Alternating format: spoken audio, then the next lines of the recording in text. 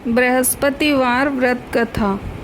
इस व्रत को करने से समस्त इच्छाएं पूर्ण होती हैं और बृहस्पति महाराज प्रसन्न होते हैं। धन, विद्या, पुत्र तथा मनोवांछित फल की प्राप्ति होती है। परिवार में सुख और शांति रहती है। इसीलिए ये व्रत सर्वश्रेष्ठ और अति फलदायक है। इस व्रत में केले का पूजन करें। कथा और पूजन के समय मन, कर्म और वचन से शुद्ध होकर मनोकामना पूर्ति के लिए बृहस्पति देव से प्रार्थना करनी चाहिए। दिन में एक समय ही भोजन करें।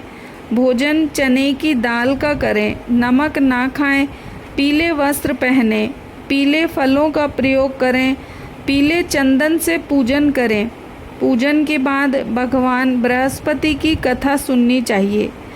तो आप सुनिए बृहस्पतिवार व्रत कथा, और कथा पूरी श्रद्धा भावना से सुने और कमेंट बॉक्स में बृहस्पति महाराज की जय ज़रूर लिखें।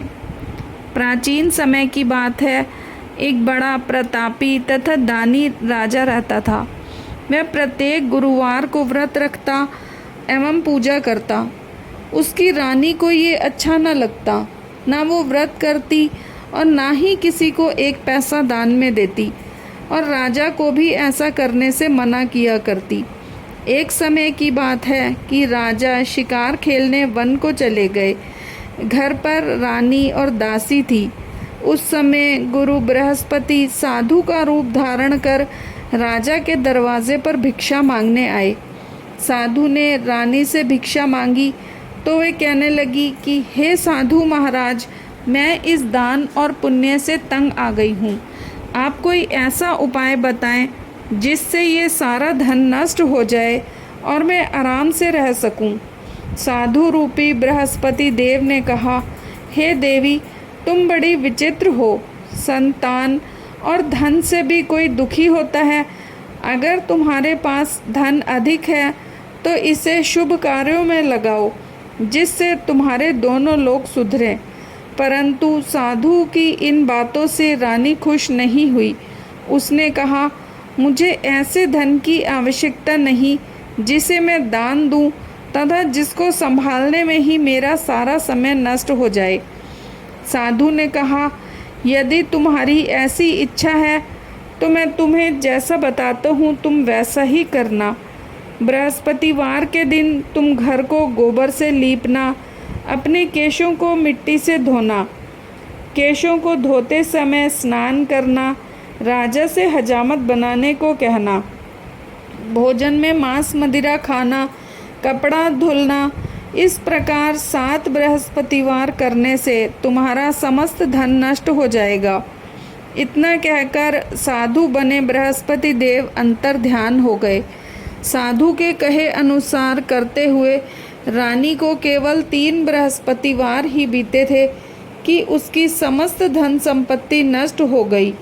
भोजन के लिए परिवार तरसने लगा। एक दिन राजा रानी से बोला, हे रानी, तुम यहीं रहो, मैं दूसरे देश को जाता हूँ, क्योंकि यहाँ पर मुझे सभी जानते हैं, इसलिए मैं कोई छोटा कार्य नहीं कर सकता। ऐसा कहकर राजा परदेश चला गया। वहाँ वह जंगल से लकड़ी काट कर लाता और शहर में बेचता। इस तरह अपना जीवन व्यतीत करने लगा। इधर राजा के बिना रानी और दासी दुखी रहने लगी। एक समय जब रानी और दासियों को 7 दिन बिना भोजन के रहना पड़ा तो रानी ने अपनी दासी से कहा, हे दासी, पास ही के नगर में मेरी बहन रहती है। वह बड़ी धनवान है। तू उसके पास जा और कुछ ले आ, ताकि थोड़ी बहुत गुजर बसर हो जाए। दासी रानी की बहन के पास गई। उस दिन बृहस्पतिवार था। रानी की बहन उस समय बृहस्पतिवार की कथा सुन रही थी। दासी ने रानी की बहन को अपनी रानी का संदेश दिया, लेकिन रानी की बहन ने कोई उत्तर नहीं दिया। जब दासी को रानी की बहन से कोई उत्तर नहीं मिला तो वह बहुत दुखी हुई। उसे क्रोध भी आया। दासी ने वापस आकर रानी को सारी बात बता दी। सुनकर रानी ने अपने भाग्य को कोसा। उधर रानी की बहन ने सोचा कि मेरी बहन की दासी आई थी, परंतु मैं उससे नहीं बोली, इससे वह बहुत दुखी हुई होगी। कथा सुनकर और पूजन समाप्त कर मैं अपनी बहन के घर गई और कहने लगी, हे बहन, मैं बृहस्पतिवार का व्रत कर रही थी, तुम्हारी दासी गई, परंतु जब तक कथा होती है तब तक ना तो उठते हैं और ना ही बोलते हैं, इसीलिए मैं नहीं बोली। कहो दासी क्यों गई थी? रानी बोली, बहन, हमारे घर में अनाज नहीं था। ऐसा कहते कहते रानी की आंखें भर आईं। उसने दासियों समेत भूखा रहने की बात अपनी बहन को बता दी।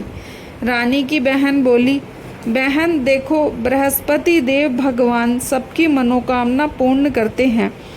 देखो, शायद तुम्हारे घर में अनाज रखा हो। यह सुन दासी घर के अंदर गई तो वहाँ उसे एक घड़ा अनाज का भरा मिला। उसे बड़ी हैरानी हुई, क्योंकि उसे एक एक बर्तन देख लिया था। उसने बाहर आकर रानी को बताया। दासी रानी से कहने लगी, हे रानी, जब हमको भोजन नहीं मिलता तो हम व्रत ही तो करते हैं, इसीलिए क्यों न इनसे व्रत और कथा की विधि पूछ ली जाए, हम भी व्रत किया करेंगे। दासी के कहने पर रानी ने अपनी बहन से बृहस्पतिवार व्रत के बारे में पूछा। उसकी बहन ने बताया, बृहस्पतिवार के व्रत में चने की दाल और मुनक्का से भगवान विष्णु का केले की जड़ में पूजन करें तथा दीपक जलाएं, पीला भोजन करें तथा कथा सुने। इससे गुरु भगवान प्रसन्न होते हैं, मनोकामना पूर्ण करते हैं। व्रत और पूजन की विधि बताकर रानी की बहन अपने घर लौट आई। रानी और दासी दोनों ने निश्चय किया कि बृहस्पति देव भगवान का पूजन जरूर करेंगे। 7 रोज बाद जब बृहस्पतिवार आया तो उन्होंने व्रत रखा। घुड़साल में जाकर चना और गुड़ बीन लाई तथा उसकी दाल से केले की जड़ तथा विष्णु भगवान का पूजन किया। अब पीला भोजन कहाँ से आए? दोनों बड़ी दुखी हुई, परंतु उन्होंने व्रत किया था, इसीलिए बृहस्पति देव भगवान प्रसन्न थे। एक साधारण व्यक्ति के रूप में वे 2 थालों में सुंदर पीला भोजन लेकर आए और दासी को देकर बोले, हे दासी, ये भोजन तुम्हारे लिए और तुम्हारी रानी के लिए है, इसे तुम दोनों ग्रहण करना। दासी भोजन पाकर बहुत प्रसन्न हुई। उसने रानी को सारी बात बताई। इसके बाद से वे प्रत्येक बृहस्पतिवार को गुरु भगवान का व्रत और पूजन करने लगी। बृहस्पति भगवान की कृपा से उनके पास धन हो गया, परंतु फिर रानी पहले की तरह आलस करने लगी। तब दासी बोली, देखो रानी, तुम पहले भी इसी प्रकार आलस करती थी, तुम्हें धन के रखने में कष्ट होता था, इस प्रकार सभी धन नष्ट हो गया। अब गुरु भगवान की कृपा से धन मिला है तो तुम्हें फिर आलस्य होता है। बड़ी मुसीबतों के बाद हमने ये धन पाया है, इसीलिए हमें दान पुण्य करना चाहिए। अब तुम भूखे मनुष्यों को भोजन कराओ, प्याऊ लगवाओ, ब्राह्मणों को दान दो, कुआं, तालाब, बावड़ी आदि का निर्माण कराओ, मंदिर पाठशाला बनवाकर दान दो, कुंवारी कन्याओं का विवाह करवाओ, अर्थात धन को शुभ कार्यों में खर्च करो, जिससे तुम्हारे कुल का यश बढ़े तथा स्वर्ग प्राप्त हो और पितर प्रसन्न हो। दासी की बात मानकर रानी शुभ कर्म करने लगी। उसका यश फैलने लगा। एक दिन रानी और दासी आपस में विचार करने लगी कि न जाने राजा किस दशा में होंगे, उनकी कोई खोज खबर भी नहीं है। उन्होंने श्रद्धा पूर्वक बृहस्पति भगवान से प्रार्थना की कि राजा जहाँ कहीं भी हो शीघ्र वापस आ जाएं। उधर राजा प्रदेश में बहुत दुखी रहने लगा। वह प्रतिदिन जंगल से लकड़ी बीनकर लाता और उसे शहर में बेचकर अपने दुखी जीवन को कठिनता से व्यतीत करता। एक दिन दुखी हो अपनी पुरानी बातों को याद करके वह रोने लगा और उदास हो गया। उसी समय राजा के पास बृहस्पति देव साधु के वेश में आकर बोले, हे लकड़हारे, तुम इस सुनसान जंगल में किस चिंता में बैठे हो, मुझे बताओ। यह सुन राजा के नेत्रों में जल भर आया। साधु की वंदना कर राजा ने अपनी संपूर्ण कहानी सुना दी। महात्मा दयालु होते हैं। वे राजा से बोले, हे राजा, तुम्हारी पत्नी ने बृहस्पति देव के प्रति अपराध किया था, जिसके कारण तुम्हारी ये दशा हुई। अब तुम चिंता मत करो, भगवान पहले से अधिक धन देंगे। देखो, तुम्हारी पत्नी ने बृहस्पतिवार का व्रत प्रारंभ कर दिया है। अब तुम भी बृहस्पतिवार का व्रत करके चने की दाल व गुड़ जल के लोटे में डालकर केले का पूजन करो। फिर कथा कहो या सुनो, भगवान तुम्हारी सब मनोकामनाओं को पूर्ण करेंगे। साधु की बात सुन राजा बोला, हे प्रभु, लकड़ी बेचकर तो इतना पैसा नहीं बचता जिससे भोजन के उपरांत कुछ बचा सकूं। मैंने रात्रि में अपनी रानी को व्याकुल देखा है। मेरे पास कोई साधन नहीं है जिससे मैं उसका समाचार जान सकूं। फिर मैं कौन सी कहानी कहूं, यह भी मुझे मालूम नहीं है। साधु ने कहा, हे राजा, मन में बृहस्पति भगवान के पूजन का निश्चय करो। वे स्वयं तुम्हारे लिए कोई राह बना देंगे। बृहस्पति के दिन तुम रोजाना की तरह लकड़ियां लेकर शहर में जाना। तुम्हें रोज से दुगना धन मिलेगा, जिससे तुम भली भांति भोजन कर लोगे तथा बृहस्पति देव की पूजन का सामान भी आ जाएगा। जो तुमने बृहस्पतिवार की कहानी के बारे में पूछा है, तो वह इस प्रकार है। प्राचीन काल में एक बहुत ही निर्धन ब्राह्मण था। उसके कोई संतान नहीं थी।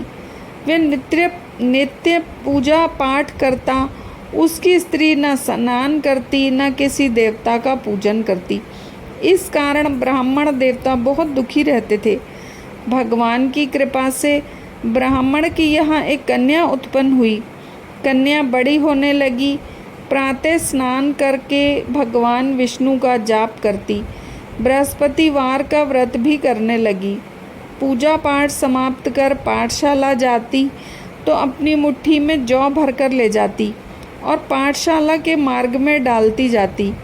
लौटते समय वही जौ स्वर्ण के हो जाते, उनको बीनकर घर ले आती। एक दिन वह बालिका सोने के सूप में उन जौ को फटक कर साफ कर रही थी। तभी उसकी माँ ने देख लिया और कहा कि बेटी, ये सोने के जौ फटकने के लिए सोने का सूप भी तो होना चाहिए। दूसरे दिन गुरुवार था। कन्या ने व्रत रखा और बृहस्पति देव से सोने का सूप देने की प्रार्थना की।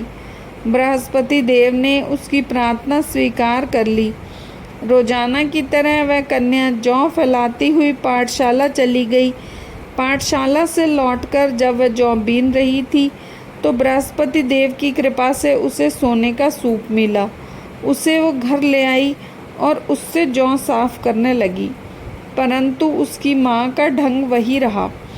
एक दिन की बात है, कन्या सोने के सूप में जौ साफ कर रही थी। उस समय उस नगर का राजकुमार वहाँ से निकला।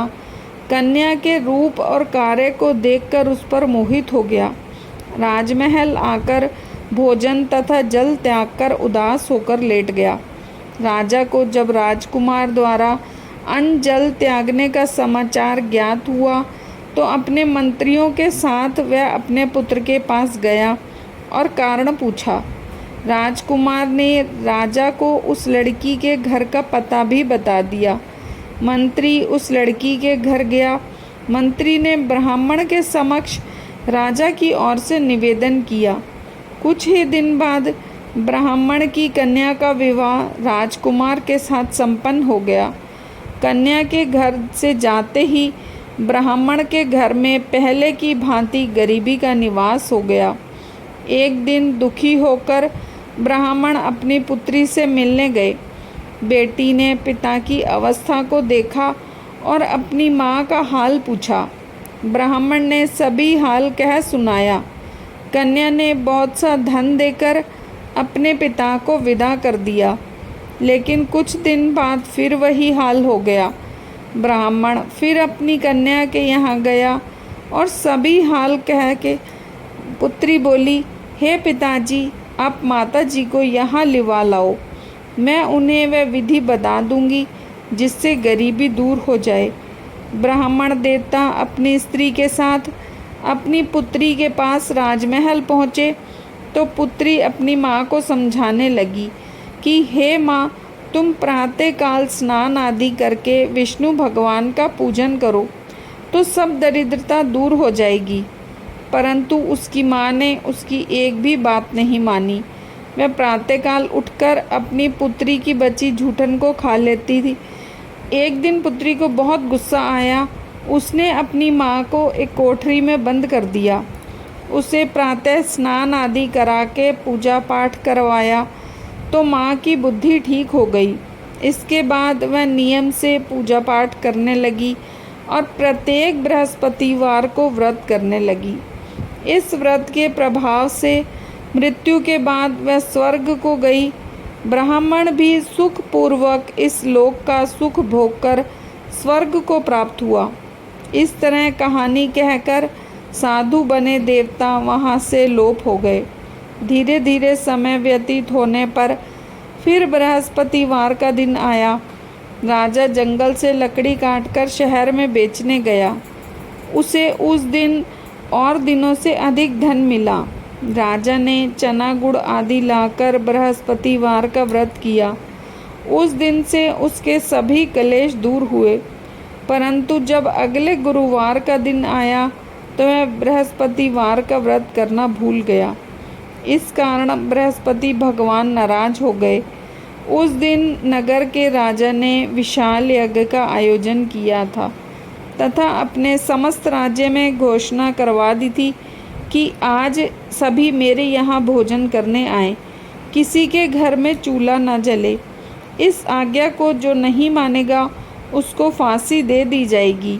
राजा की आज्ञा अनुसार राज्य के सभी वासी राजा के भोज में सम्मिलित हुए, लेकिन लकड़हारा कुछ देर से पहुंचा, इसीलिए राजा उसको अपने साथ महल में ले गए। जब राजा लकड़हारे को भोजन करा रहे थे तो रानी की दृष्टि उस खूंटी पर पड़ी जिस पर उसका हार लटका हुआ था।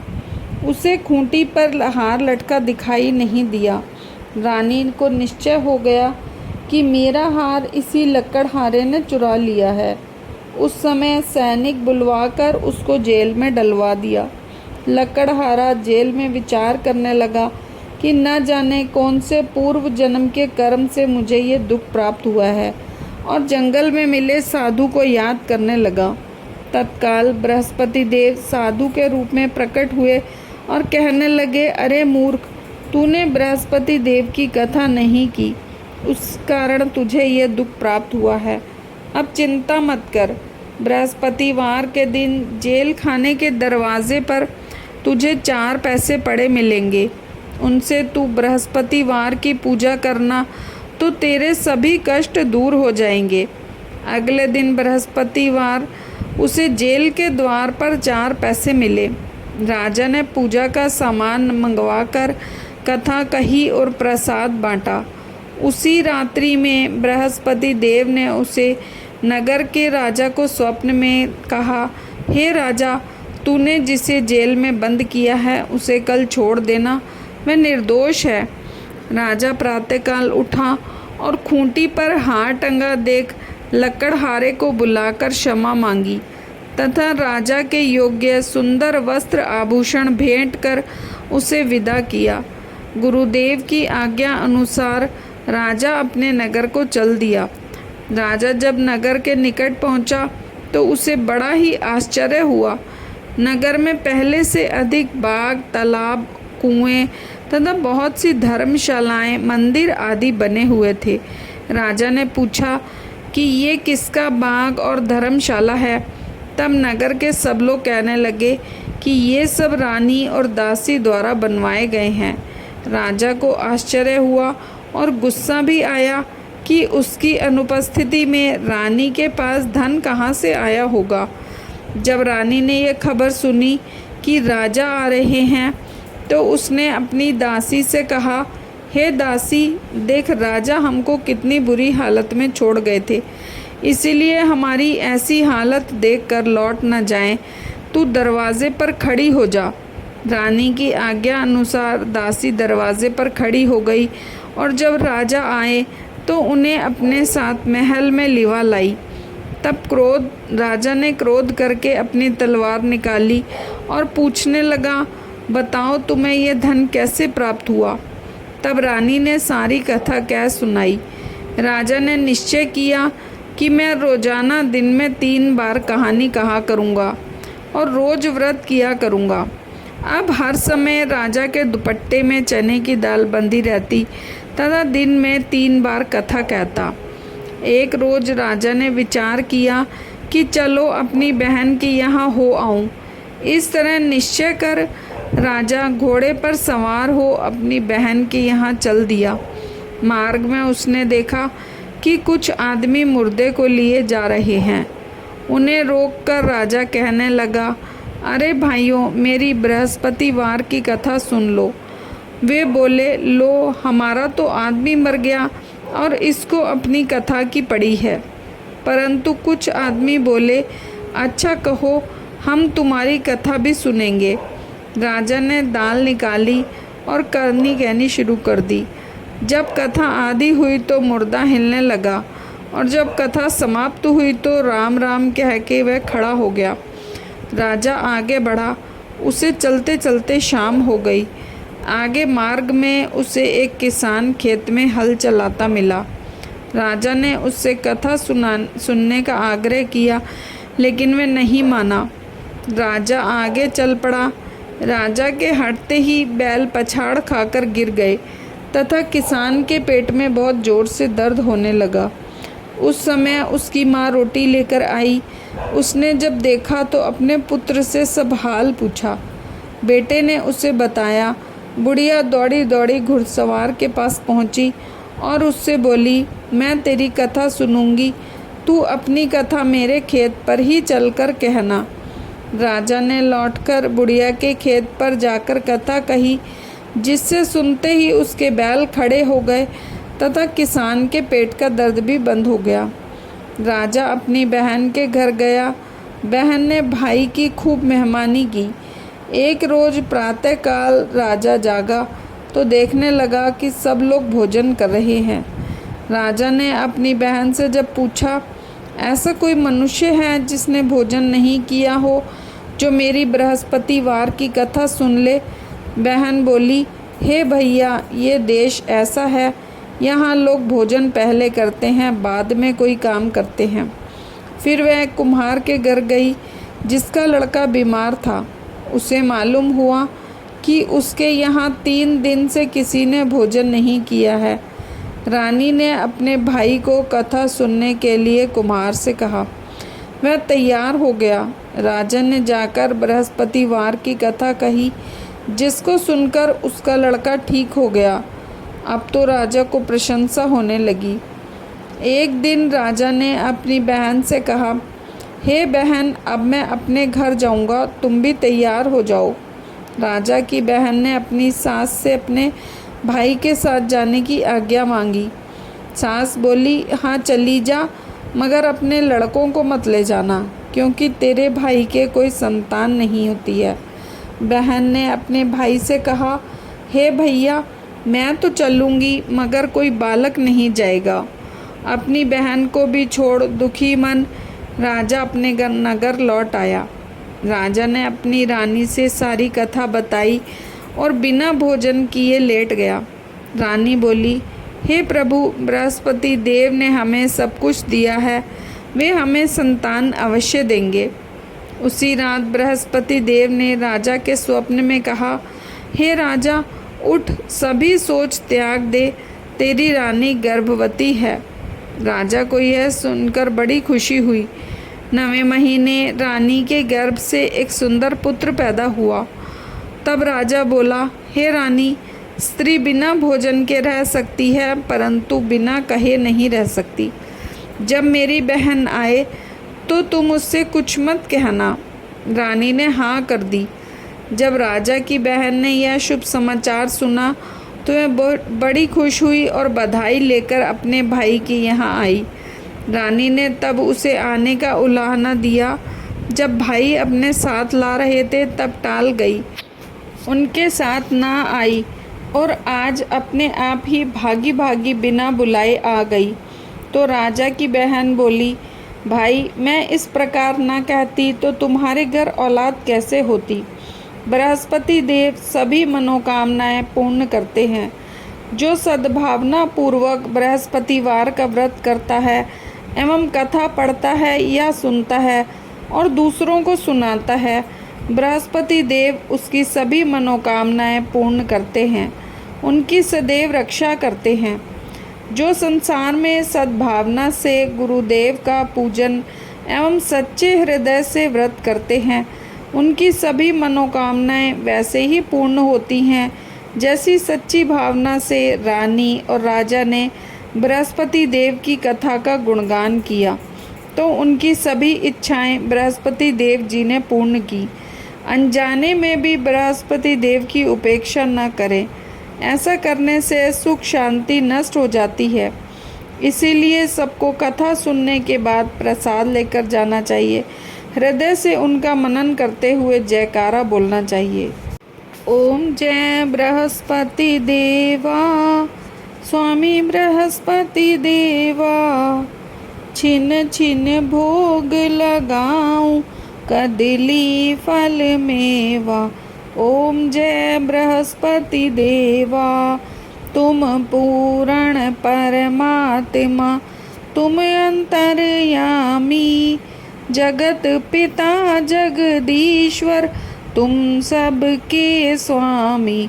ओम जय बृहस्पति देवा, चरणामृत निज निर्मल, सब पातक हरता, सकल मनोरथ दायक, कृपा करो भरता। ओम जय बृहस्पति देवा, तन मन धन अर्पण कर, जो जन शरण पड़े, प्रभु प्रकट तब होकर, आकर द्वार खड़े। ओम जय बृहस्पति देवा, दीन दयाल दयानिधि, भक्तन हितकारी, पाप दोष सब हरता, भव बंधन हारी।